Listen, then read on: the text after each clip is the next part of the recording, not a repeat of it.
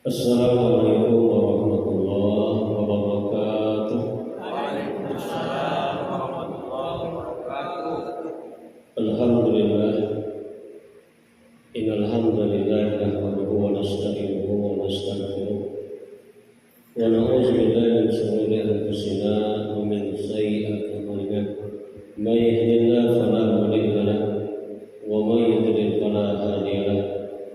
Nashhadu an la ilaha illallah wahdahu la syarika lahu wa nashhadu anna Muhammadan abduhu wa rasuluhu nabiyya ba'd. Amma ba'du, faqad qala Allah ta'ala fi kitabil karim ba'da a'udzu billahi minasyaitonir rajim. Bismillahirrahmanirrahim. Qul in kuntum tuhibbunallaha fattabi'uni yuhibbukumullahu wa yaghfir lakum dzunubakum wallahu ghafurur rahim.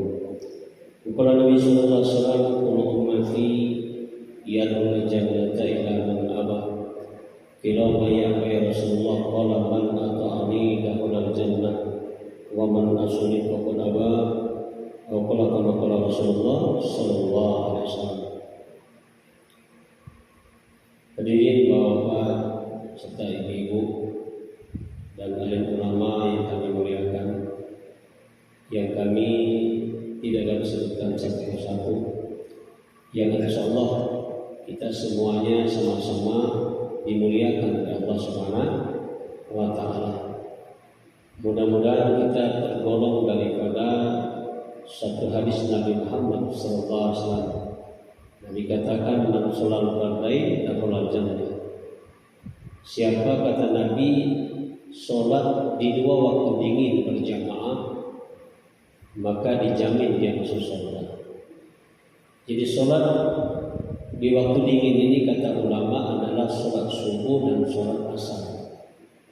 Karena sholat subuh ini pergantian malaikat yang sore hari kemarin mereka aklusan, kemudian sampai pada sholat subuh ini mereka akan laporan kepada Allah Subhanahu wa taala. Nabi katakan sholat subuh ini disaksikan oleh para malaikat, dan sholat asar kata Nabi juga disaksikan oleh para malaikat. Banyak kelebihan daripada sholat subuh. Nabi katakan, siapa yang duduk berzikir atau baca Al-Quran atau mendengarkan tausiah agama sampai masuk waktu sholat Isra, kalau dia sholat 2 rakaat kata Nabi, maka dia akan mendapatkan pahala haji dan umroh yang mabrur. Tapi memang berat, menunggu waktu Isra ini berat, ya.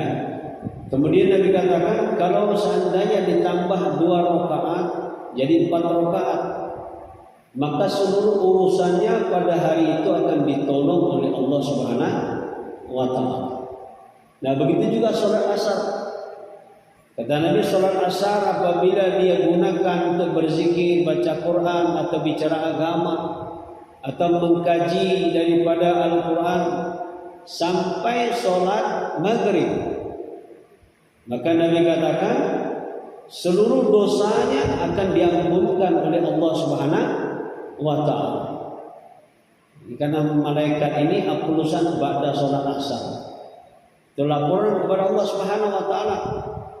Maka Allah Subhanahu wa taala bertanya, "Wahai malaikat, bagaimana keadaan hamba-hambaku yang hari ini berada di Masjid Al-Ghufran?" Maka disebut Pak kita ini satu persatu. Cipulan. Tadi sholat asar dia berjamaah, subuh dia berjamaah. Maka Allah Subhanahu wa taala banggakan di depan majelis para malaikat. Kemudian Rasulullah sallallahu alaihi wasallam sampaikan dalam satu hadis, kata Nabi, kelebihan majelis ini, man kharaja fi thalabil ilmi fa huwa fi sabilillah hatta yarji. Siapa kata Nabi keluar dari rumahnya dengan niat untuk menuntut ilmu agama, maka Nabi katakan bahwa fisabilillah hatta yarji. maka dia digolongkan seperti orang yang berjuang di jalan Allah sampai nanti kita balik ke rumah. Sementara nilai berjuang di jalan Allah Subhanahu wa taala ini Nabi katakan sangat tinggi. Sehingga dalam hadis dalam kitab petunjuk jalan yang lurus Nabi katakan, sa'atan fisabilillah ghair min ibadati haji mabrur khamsin marrah. Sesaat kata Nabi kamu berada di jalan Allah Subhanahu wa taala, itu nilainya kata Nabi lebih baik daripada orang menunaikan ibadah haji yang mabrur 50 kali ibadah haji mabrur. Makanya Nabi Sulaiman alaihissalam ketika diberikan tawaran oleh Allah Subhanahu wa taala kerajaan dan ilmu, Nabi Sulaiman pilih ilmu. Karena sifatnya ilmu ini dia tidak terbatas.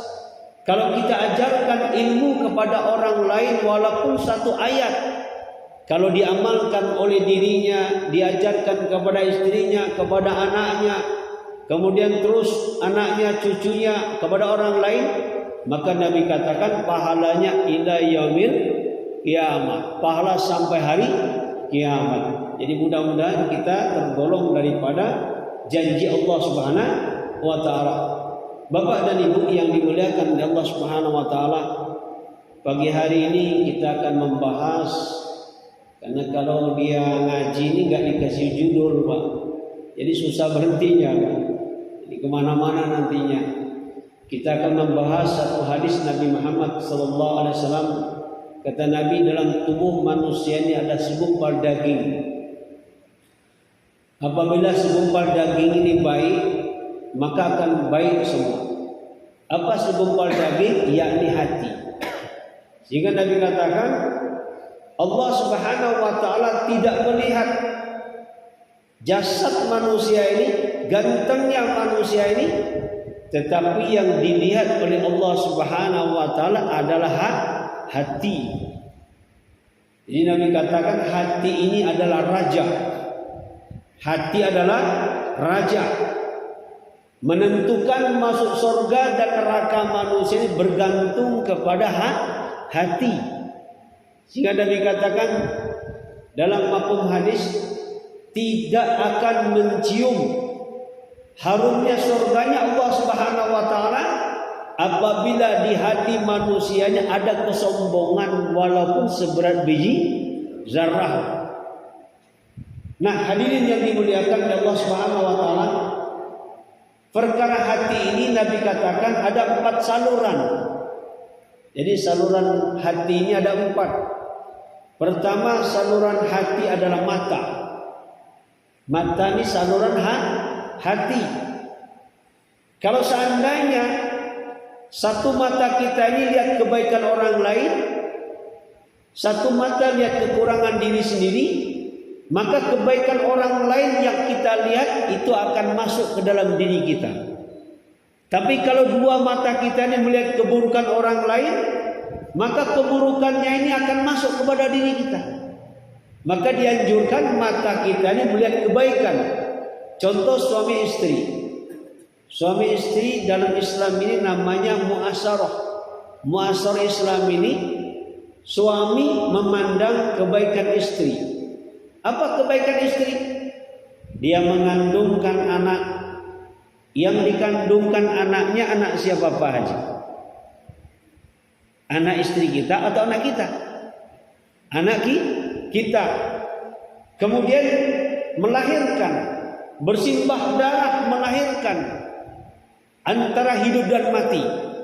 Yang dilahirkan adalah anak kita. Kemudian selama 2 tahun istri kita susah menyapi anak kita, meniti anak kita. 2 tahun Pak. Kalau malam hari istri kita mendengar bayi nangis, maka ibunya walaupun kurang tidur rela kebangun untuk membujuk anaknya, si bayinya, supaya bayinya ini diam Pak. Kalau bapaknya tidur Pak. Kalau bapaknya tidur. Ini kebaikan istri. Kalau seandainya kita melihat kebaikan istri, maka kita tidak akan berani marah kepada istri. Kenapa? Ternyata kebaikannya banyak. Coba saja Pak, bayi, kalau ibunya sakit, kita punya bayi ibunya sakit 1 minggu. Kira-kira kita laki-laki ini Pak, kalau istri kita sakit 1 minggu, ikut sakit enggak Pak? Ikut sakit juga Pak. Ternyata susah. Maka ada pepatah, satu orang ibu dia bisa membesarkan 10 anaknya, tapi 10 anak belum mampu dia membesarkan, menghidupi satu orang ibu. Hanya perkara hati. Maka baginda Nabi Muhammad SAW katakan, pandang kebaikan orang lain, apalagi prasangka buruk. Ini perkara hati. Kemudian yang kedua hadirin, hati manusia ini salurannya adalah lisan kita ini, mulut kita ini. Maka Nabi katakan, man kana yu'minu billah wal yawmil akhir falyakul khairun aw liyasmut. Siapa kata Nabi mengaku beriman kepada Allah dan hari akhir, hendaklah berkata yang baik atau diam. Kalau enggak berkata yang baik, diam. Karena Allah katakan dalam Al-Quran, perkataan yang baik, wa qulu qawlan sadida, perkataan yang baik. Sahabat Ibnu Abbas menafsirkan perkataan kalimat la ilaha illallah. Kita dakwakan kalimat la ilaha illallah. Ini perkataan yang baik. Kalau seandainya hari ini umat Islam kalimat ini yang didakwahkan, maka janji Allah Subhanahu wa taala, yuslih lakum a'malakum. Allah akan perbaiki amal kita. Jadi amal kita ini bergantung daripada perkataan kita. Jadi orang Islam ini mulutnya adalah harimaunya, diam adalah emas. Maknanya kalau kita asal bicara, kadang-kadang orang tersinggung. Sebagaimana Nabi Muhammad SAW, ketika Rasulullah SAW melihat Ka'bah, apa kata Nabi? Wahai Ka'bah, engkau mulia, engkau agung. Kemudian Nabi katakan, wahai Ka'bah, ketahuilah, satu orang yang beriman kepada Allah Subhanahu wa taala lebih mulia daripada engkau.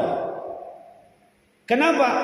Karena kata Nabi, kalau seandainya kita orang Islam menyakiti satu hati orang beriman, itu dosanya sama dengan menghancurkan 70 Ka'bah.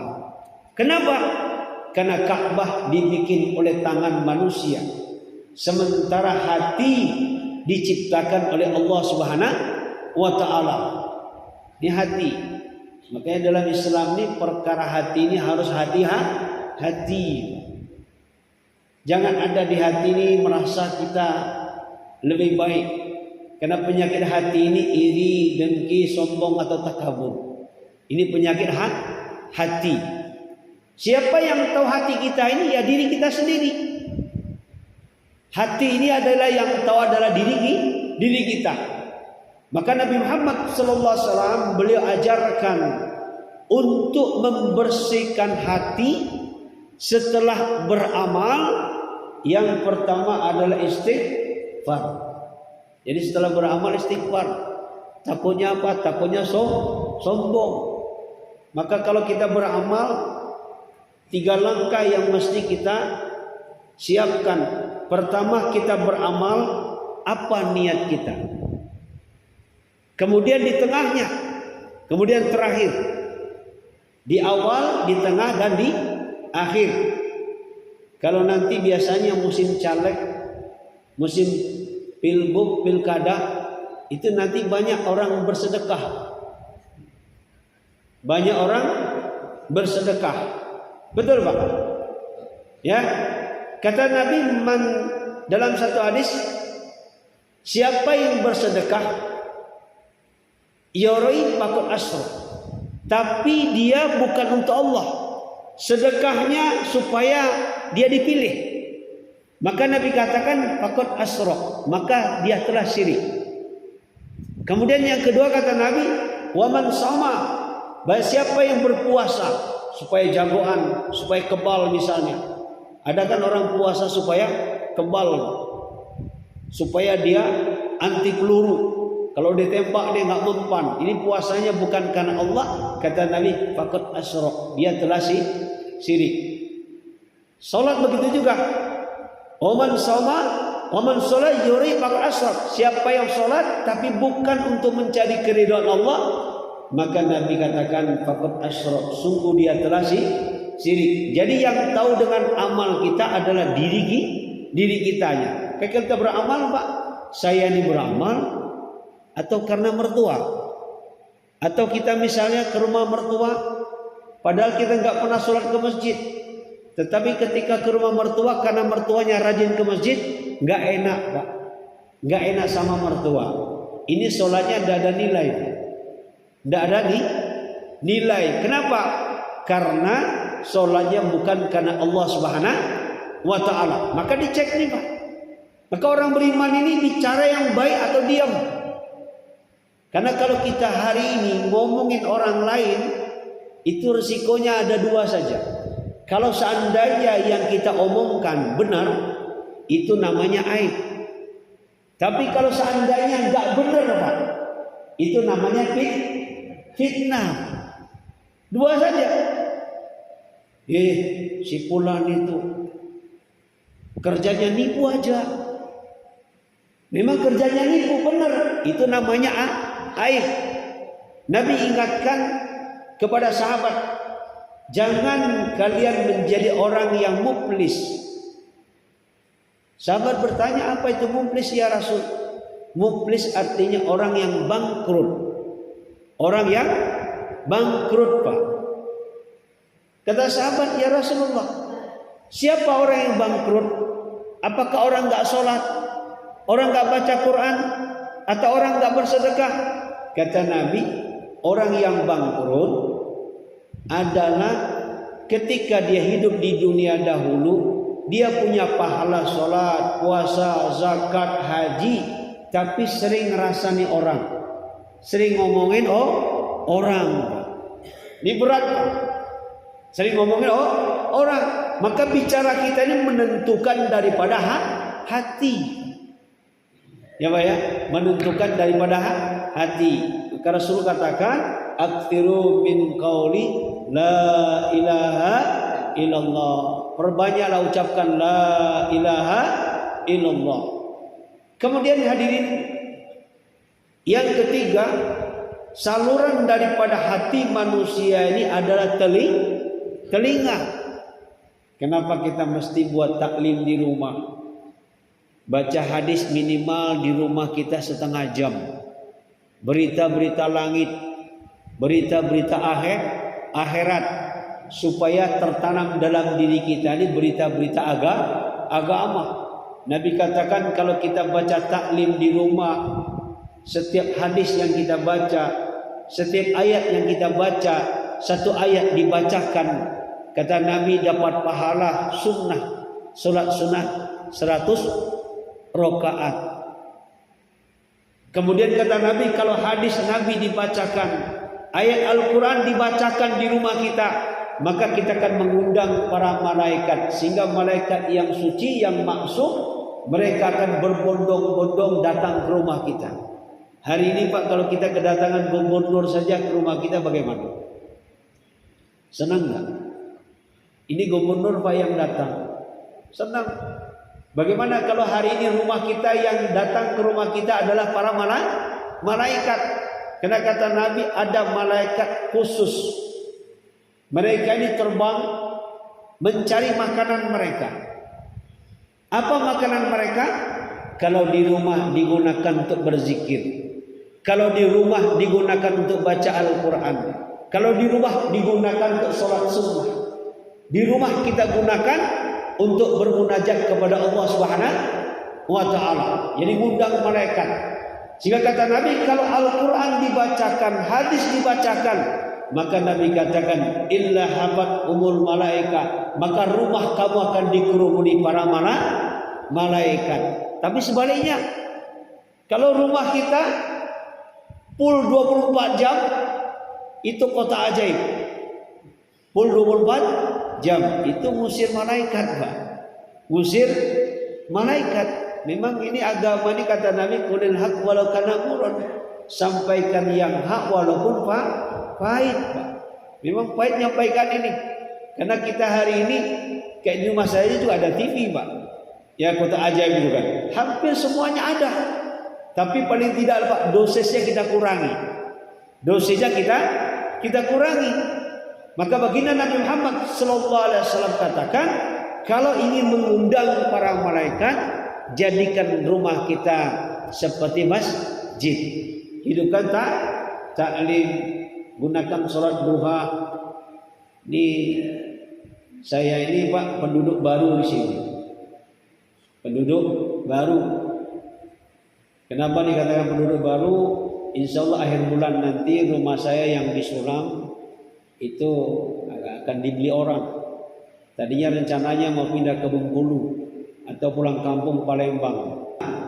Ya, entah kemana? Mana? Kira-kira Pak diterima enggak Pak di sini? Insyaallah ya, ibu-ibu.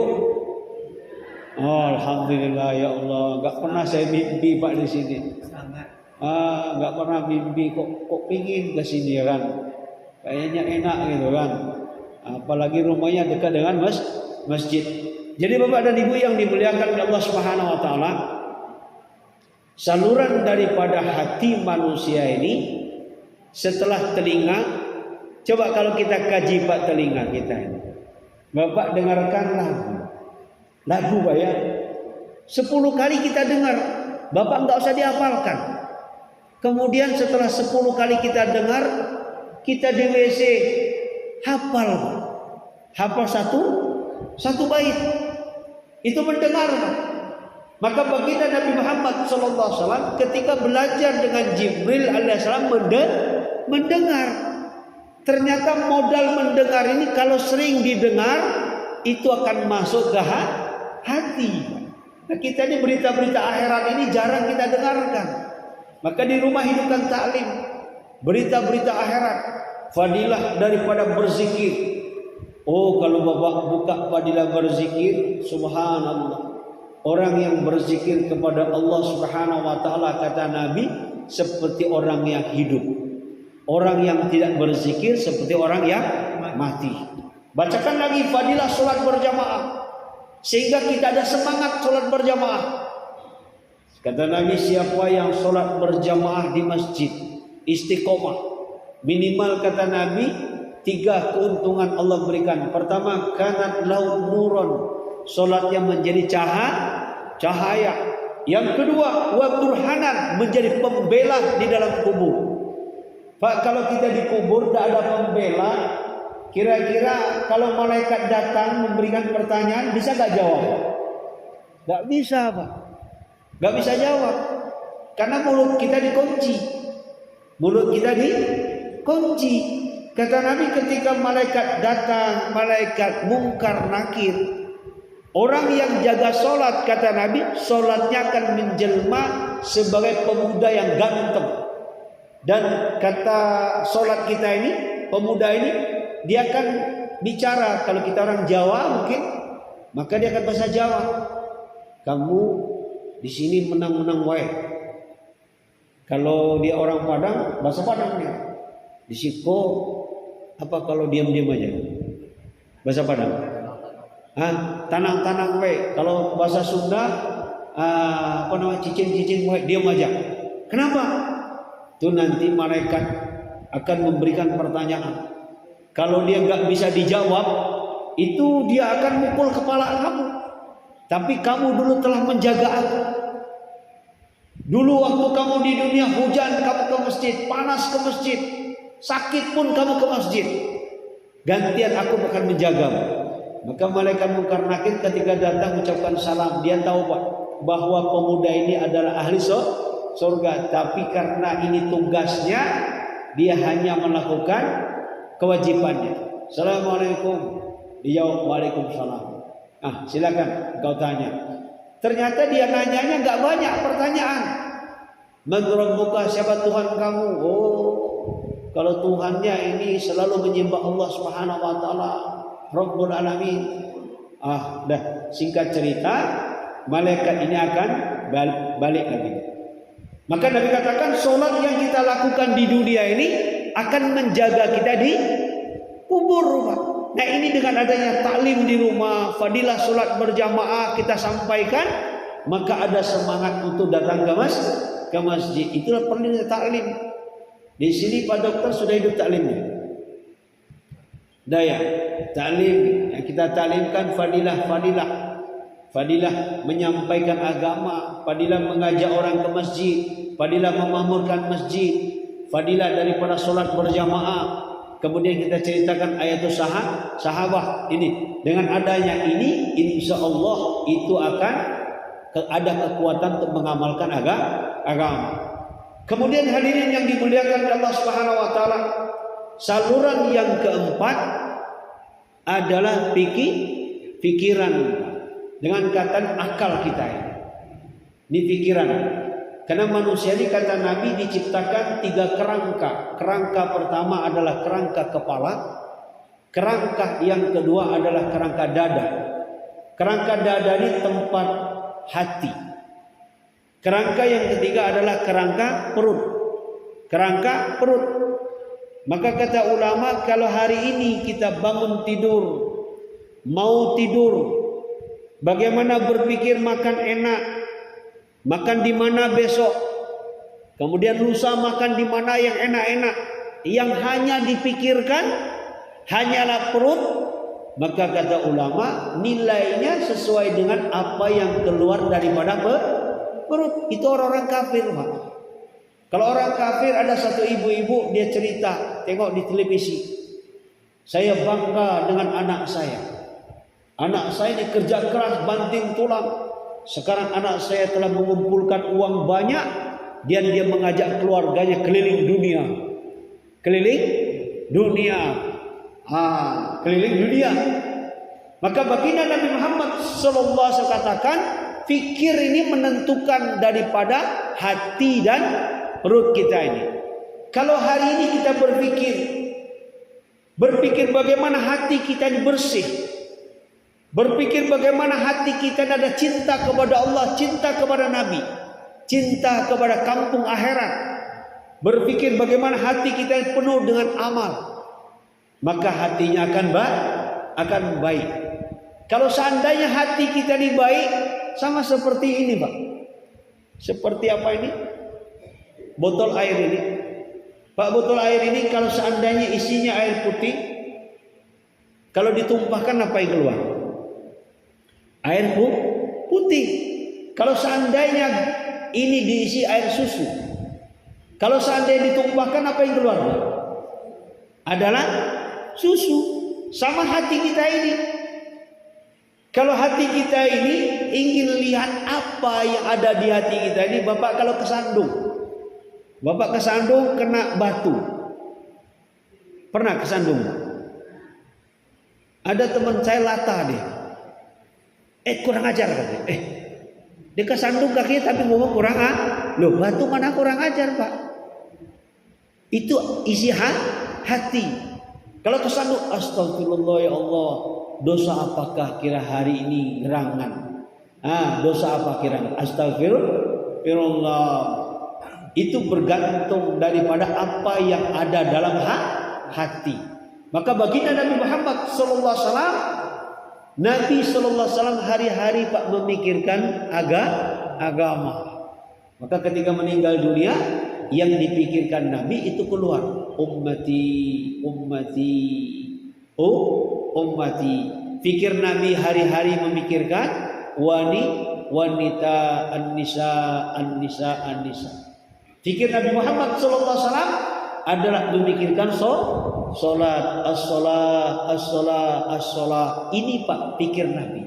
Sekarang pikir Nabi Muhammad SAW ini jarang ada pada diri kita. Yang ada hari ini kalau pedagang bagaimana dagangannya untung banyak. Kalau kita punya sawit lebar bagaimana sawit naik harganya. Kalau bisa panen tahun ini, bulan ini atau minggu ini naik.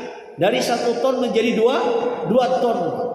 Jarang kita berpikir sebagaimana pikir Rasulullah Sallallahu Alaihi Wasallam. Misalnya kita berkerut kening, ditanya orang, Pak, apa yang Bapak pikirkan?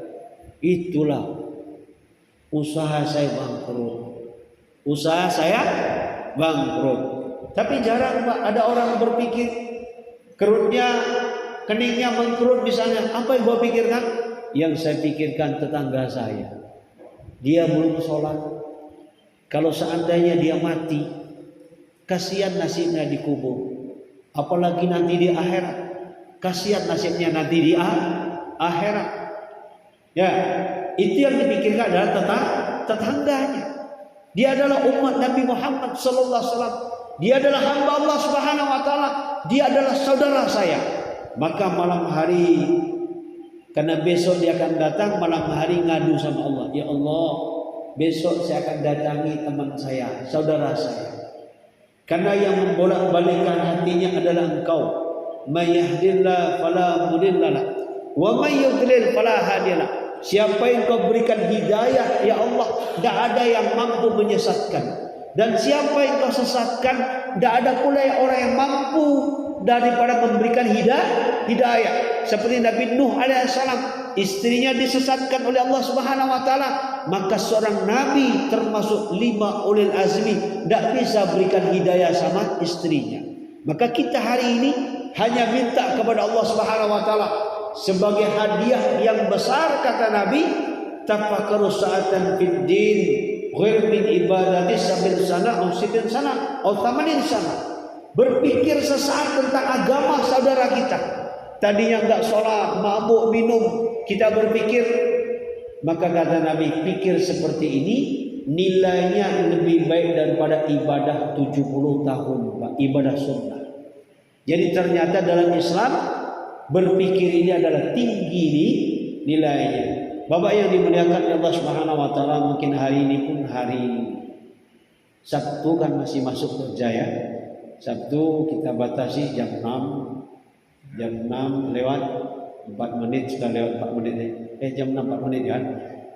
Jadi Bapak dan Ibu yang dimuliakan Allah Subhanahu wa taala, inilah sekedar pemanasan warga baru ini. Warga baru. Jadi insyaallah Pak Dokter ya, kalau untuk kedepannya nanti, untuk ke depan ya, jadi kalau saya jadwal saya di sini, kalau pas kosong orang nggak ada ngisi, saya ngisi, udah nggak usah dibayar Pak. Bukan sok nggak mau duit Pak. Saya warga sini. Jadi kalau warga sini apa yang harus saya sumbangkan untuk warga sini? Kira-kira gimana Pak? Cocok Pak? Kalau ya. Jadi Bapak dan Ibu yang dimuliakan Allah Subhanahu wa taala, inilah yang bisa kami sampaikan. Mudah-mudahan hati kita ini dijauhkan daripada penyakit hati. Karena penyakit hati ini Pak berbahaya. Kata Nabi, hindari prasangka buruk. Hindari penyakit hati. Kalau penyakit hati ini ada pada diri kita, kata Nabi, misalnya penyakit benci Pak. Bapak kalau benci sama orang, kira-kira cerita sama orang kebaikan dia atau keburukan? Kalau udah benci, pasti keburukan. Karena kata Nabi, benci ini seperti pisau cukur, mencukur rambut. Benci ini seperti pisau cukur. Rambut kita ini adalah pahala. Gara-gara kita benci, kita ceritakanlah aibnya. Nah, akhirnya pahala kita diambil sama dia, dosanya kita yang pikul, habislah, rugilah kita. Ya, jadi yang benar datang dari Allah Subhanahu wa taala, yang salah atas kebodohan saya sendiri, saya mohon ampun kepada Allah Subhanahu wa taala dan mohon maaf kepada jamaah sekalian. Subhanallah wa bihamdihi, subhanallahumma wa bihamdika, asyhadu an la ilaha illa anta, astaghfiruka wa atubu ilaik. Assalamualaikum warahmatullahi wabarakatuh.